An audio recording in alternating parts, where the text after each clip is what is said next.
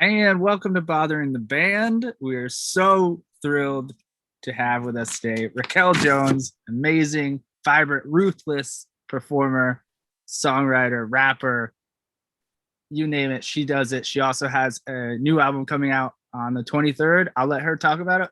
Welcome, Racquel Jones. Thank you so much, guys, for having me. It's an honor to be here with you guys. I'm happy to be here. Where are you, Racquel, where are you at in the world right now? I'm in LA right now. Okay, cool. I like your backdrop there. Is that a door? Is that a window? No, it's just... It's like soundproofing? Yes, kind of. Oh, that's cool. And your hair looks great. For those who can't see, because it's a podcast, her hair is beautiful. Thank you. Thanks for doing this. Thanks for taking the time. First question, what did you do today? What did I do today? I hung out with a friend. I went to the beach, had burgers, great conversation, and hang out. Oh, wow, that sounds lovely. Burgers. What kind of burger? Like, what kind of burgers? Cheeseburger. Did you like In-N-Out Burger? You're on the West Coast. No, it wasn't In-N-Out. I'm bad at remembering places, so I don't remember. Oh, that's cool. So first question, and this is just from my heart, I have to ask, what's your first love? Do you love hip hop or reggae more? You want to get me in such trouble answering that? If I say hip hop, I can't go back to Jamaica. And if I say reggae, my hip hop fans are gonna feel neglected. But I think it's so crazy. Maybe gospel and then reggae and then hip hop in that order. Oh, that's great. No one can fault you for the gospel. No one can get mad at you if you say gospel first. Yeah, because I grew up in a Christian family, so. Mm-hmm. So you have to tell me just a little bit about the Miss Universe pageant. Like, what did you have a special talent? Don't those things have like? Actually, they didn't have, when you do Miss World, they have a talent, I think, but Miss Universe is about, they're looking for a unique beauty with a personality and something to say, who's got a heart. That's it. So they didn't ask us for talent. If you had to do a talent, what would you choose besides like performing? Do you have a secret talent? If I actually had to use my talent for Miss Universe, I would not have been first runner-up because I would probably use my art or my music, and they probably wouldn't have liked what I had to say. Oh, now I want to know what you would have said. We won't dive into it, but I'm so curious. Just fit into the context of political correctness that goes along with pageantry. Maybe you've heard my music. I have, and I've read. Doing research and stuff like that. You mentioned your art. For those who don't know, Racquel is an amazing artist, painter. What's the last thing you painted? Last thing I painted was today. My friend and colleague who's a part of my label is doing a music video, and he wanted a jumpsuit customized painting on it. And what I painted before that is a piece of art to be given to a fan on my social media. Oh, that's cool. So what are you painting on your friend's jumpsuit? Do you know? Just words and symbols and images that speak to the context of the song. I'm gonna send you. I have a coverall jumpsuit. I'm gonna send it to you if you can paint it for me. You gonna send me some money too? Yeah, sure. I'm joking. It'll be pennies though. Like, it'll be a lot of money, but only in pennies. I like coins, so that's okay. Okay.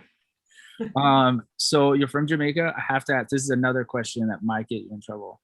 And it's straightforward. Toots or Bob? Bob. I'm in love with Bob Marley. We have the same birthday and everything. Oh yeah? It's like February, right? Yeah, February 6th. Oh, well, happy belated. Thank you. I love Bob Marley. Do you have a favorite Bob Marley song?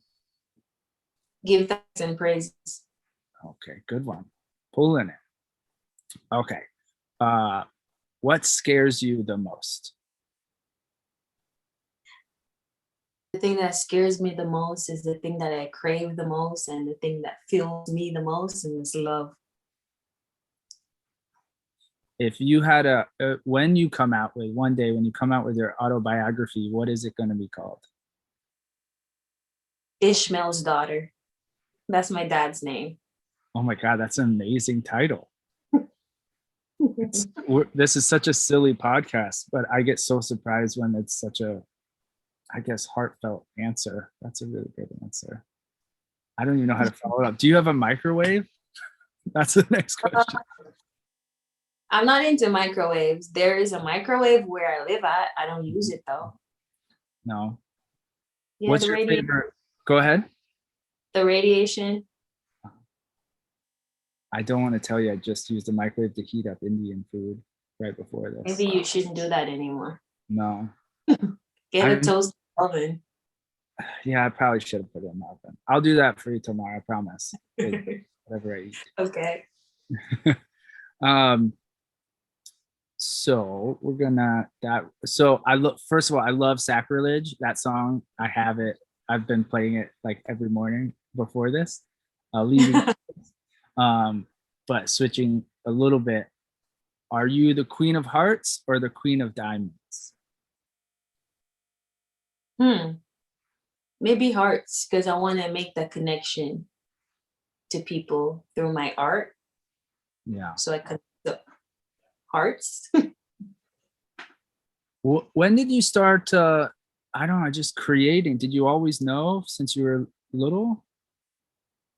I mean, whenever I hear that question being asked to creatives, it's such a weird thing because we were born creating. You know, you never stop creating.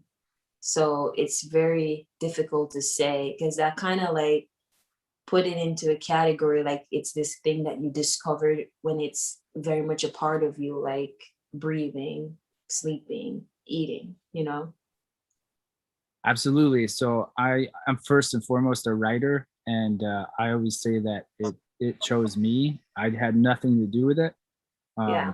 It crept up on me one day, and my first love is poetry, and I know that you write poetry. Yeah. Do you have a favorite poem or poet? Man, that's a tough one, because I like my poetry because it's my expression, but I like all the poems I've ever written because I feel like poetry is such an underrated art form. So I connect to every poem I've ever written. I've been read or heard, and I've been influenced by it all. So I can't exactly say which is my favorite. That's a good answer. I don't know how to follow that one either. No more microwave questions. What's the last thing you ranted about? Either angry or happy or anything you just sounded off about. The last thing I ranted about was me feeling disconnected because I feel like human beings lack empathy and they're so heartless. And what triggered that rant was the 13-year-old kid who got killed by the police. I just completely lost it that day. So I just went off on my social media about that. And I just felt really heavy with the collection of things that were happening in Jamaica and in America and the world as a whole. I just was not happy and I just went off. So does the new album reflect that same passion? There are some rants in there. Yeah. There's some rants in there. Do you want to elaborate? Is there a specific rant that is? There's a rant about being angry and women not having the space to be angry without being categorized or without being called an angry woman, without being called aggressive or emotional or angry Black woman, or without being stereotyped, really. So I'm angry about that, and I ranted about that. There's a rant in it about darker skinned women being fetishes. There's a rant about women being sexually liberated, that society feel the need to slut shame. There's a rant about being fucking heartbroken and hurt. There's a rant about being perceived as being heartless simply because of a fate I didn't choose or a skin I didn't choose. Yeah, those are a few. How do you want your rants to be perceived for in the long term? Like let's flash forward 100 years from now. What do you want your legacy to be? First of all, let's start with, I don't want it to be perceived as a rant. I want it to be seen as somebody who is expressing their feelings about something that they feel strongly about. 100 years from now, I don't know. I try to be in the present, so I can't predict how that will be perceived 100 years from now. What I hope for is that whatever I'm angry about or emotional about right now will change 100 years from now. So, and whatever is it that I was emotional about right now will be relevant then. Do you want anything that you're talking about or expressing to, I guess the goal is to make it not as power, to take away the power from those, I guess, evil forces, for lack of a better word? Am I correct in saying that? You want to take the power away?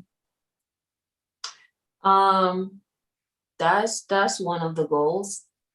But first and foremost, I want us to acknowledge that the power is really within the masses. And the more unified we are, is the more powerless the very small percentage of the people who seem to be in control become. You know what I mean? Yeah. So, first thing. Wow. So I guess, what do you want? What are you doing tomorrow? That's a good next question. I may just catch up on some rest tomorrow. And oh, actually, no, I may be filming something tomorrow. I just remembered. Is it a secret? Maybe. This is how the question is phrased. How much did you have to dream last night?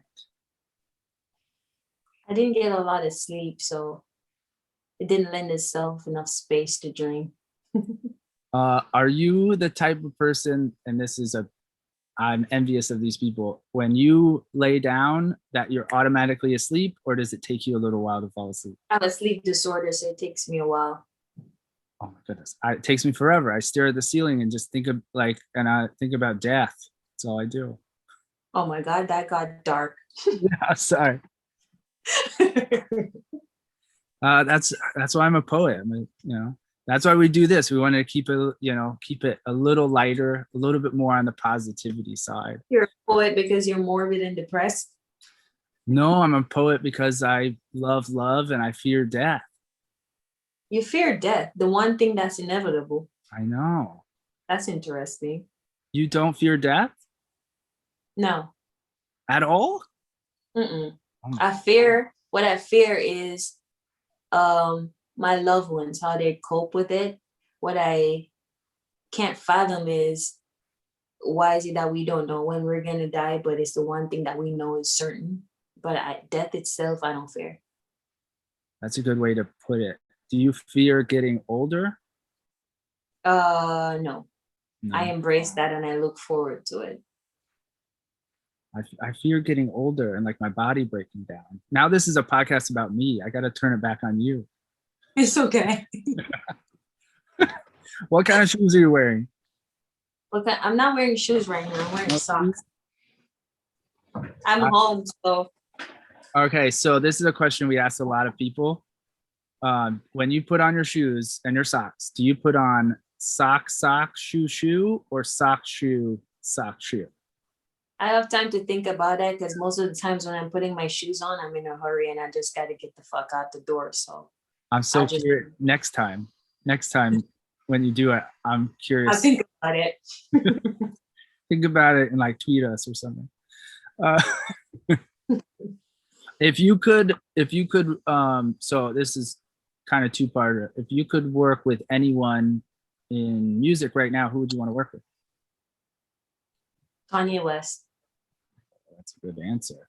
What do you think he's like in the studio? A very passionate creative and a visionary. I bet you he's like super serious. I bet you he Yeah. puts everything behind him. Yeah, and I'd want to see that, and I'd want to experience that and work with that. I would love that. Can I just come along when that happens? Because it's going to happen.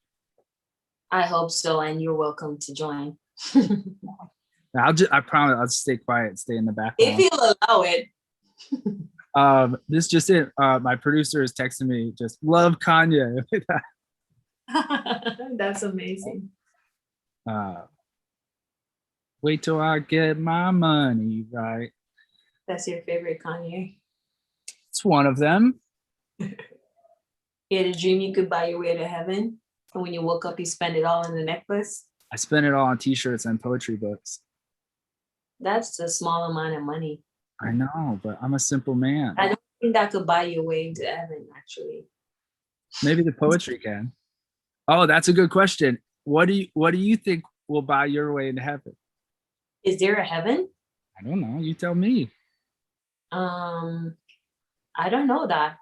I don't waste my thought in things that I know that I question if they're real. So I've never thought about how to get in there, if I should get in there. When I do think about it, I think about it if it's real. I don't know. I don't have no proof that it is. Do you? I don't have any proof. I would like to think that there's something bigger. I don't know what that would be. Like to think that there is. Have you ever like broken that down, like unpacked that? Why is it that you would like to think that? See, that's my problem with religion, is that we give ourselves this false sense of hope, or this uncertain hope, because we are afraid to accept what our reality is. So we find comfort in this optimism or this hope that we don't even have tangible proof that it's real. So the fact that you would like to think that it's real is an issue, because that tells me then that without proof that this thing exists, you'd want to believe that instead of dealing with what is current and present in front of you. Very true. However, the world and people and love and art and everything's so beautiful. I think that it's like selective, that I want to believe that it was made all for a reason, all for a good reason, at least.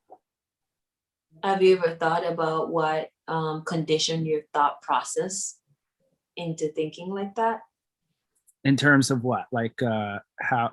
Because I feel like religion is a basis of all those kinds of thinking. You know what I mean? Yeah. Like, I'm not even religious. You're not? Are you sure about that? Yes, but I don't know what heaven is. I'm just saying something. That's the only word I have. It is real, even without knowing what it is. Yeah. Just Does something bigger and better, that make sense to you? You have no proof of what it is, or if it's real, but you want to believe it actually is real. Yes. That makes sense. Yes. Okay. And also that I'm not smart enough to know, like, to even comprehend what's beyond or bigger. But okay. I know that I'm this big and there's something big. Oh, for sure. But to reduce that to believing something that we don't know if it's real, it does a disservice to that very profound thing that you just said to me. Absolutely. I agree. I didn't mean to do a disservice. Okay. Back to the questions. And this is a good one. I think you'll like this one. If you woke up one morning and all the birds stopped singing, how long would it take you to notice? Immediately. Yeah? Because I grew up hearing birds sing all the time. I grew up surrounded by nature where I heard nature. Nature was my first music. So I noticed immediately. Do you think it'd be a little bit delayed in Los Angeles? Oh, fuck yeah. Where do I hear birds sing this motherfucker? So I answered that question earlier, and because we were just going over the questions, and I'm from New York, so I'm like, yeah, it would take me like a day to realize it. Yeah. You know? Probably longer depending on where you are in New York. I would realize all the pigeons were gone. I'd be like, where'd all the pigeons go? But there's no poop on your hats. No poop on my perpetual Yankees hat. Yeah, that's funny. Oh my God. So then, like, what's the next question? I'm trying to steer clear of the dumb questions now. Did you write them down? I did. I have them right here. How come you don't know what the next question is? I do know. I just think this is such a great interview. I don't want to ask you the silly questions like your shoes and shit, you know? Have you ever ignored someone straight to their face? All the time. Yeah, all the time? Yeah. Do you want to talk about the reason? Uh-oh. Oh, sorry. It's okay. My phone was ringing. I'm right there. The reason is when that happened is the nicest thing I could possibly do and the most respectful thing under the circumstances. It's just to turn away, ignore that person? Yeah, or just stare at them and pretend they're not there. For those of you listening, right when I asked that question, Racquel's screen went dark. So I thought this was like either a joke or her way of... Oh my God, a call was coming in. I thought you were like, fuck this, I'm out. What was your last tattoo? My last tattoo, that's interesting. I'm trying to remember if it was this Sekhmet tattoo on my arm or my Basquiat crown on my neck. Oh, I love the Basquiat. Let me see. Because I get most of these while I'm on tour as my therapy, so it's all a blur. So I think it's maybe the Basquiat crown on my neck. Did the neck hurt? Actually, I fell asleep when I was getting that one. What? That's my least painful tattoo ever. The one in the back of my head, I passed out 2 times. Which one? I have one in the back of my head. It's a lion. I passed out twice. Oh. Did you feel it like vibrating? I felt, you know how they say like everything is connected? I felt pain in my head and other parts of my body. Oh, and my body just gave way to the pain and I passed out. But then I was like, ain't no punk. I already committed to this. I have to see through. It hurts, but I gotta get it done. But it hurt more than I could possibly imagine. Oh, I want to get 2 head tattoos. Now you're good luck with that. Yeah, no. Was it sound in your head too? Well, yeah, it's. Yeah. So, do you have any idea what your next tattoo is? It may be ignorant. Title. Where are you gonna get it? I'm not sure. I'm deciding if on my arm, because I want to fill this arm out and make a sleeve. Maybe because it's my first album, so it's symbolic, and I want to get it done. And the text that's used on the album cover, you'll see it. I created it, so it's kind of my art. But maybe on my arm, my leg, my collarbone, or something. I don't know. I haven't decided yet. But I wanted to get it the day when the album comes out. So what's that? Friday, the 23rd, everyone. Actually, that's our next thing. You want to talk about the album? Let's blow it up. The album is a polarizing, blatant, riveting conversation starter for stereotypes. That's a very apt description. So what's next for you? I mean, I know like COVID is hindering everything, but what's next on the agenda for Racquel Jones? What's next on the agenda is I'm going to take a shower, get some sleep. What about professionally? Like what's album and then what? Filming? Oh, do we know? Can we even decide what's going to happen next week, the week after, in our daily lives, let alone our professional lives? We don't fucking know. So I don't know the answer to that. Let's see how this pandemic phases out first. If it phases out, are you gonna try to go on tour? Oh fuck yeah. I don't know. Let's see. Well, we can't wait. We can't wait for the album. I can't thank you enough for doing this. I know you have to go, but I love it. I love your music. And send me some poems, please. Everyone, follow Racquel Jones across the board. All her social. Her Instagram is amazing. Her music is even better. Thank you so much for doing this. It was fun. Thank you. Thank you, Abby. Turn your Bibles with me to 1 Peter 2, verse 18. Unraveling if you eating them apples.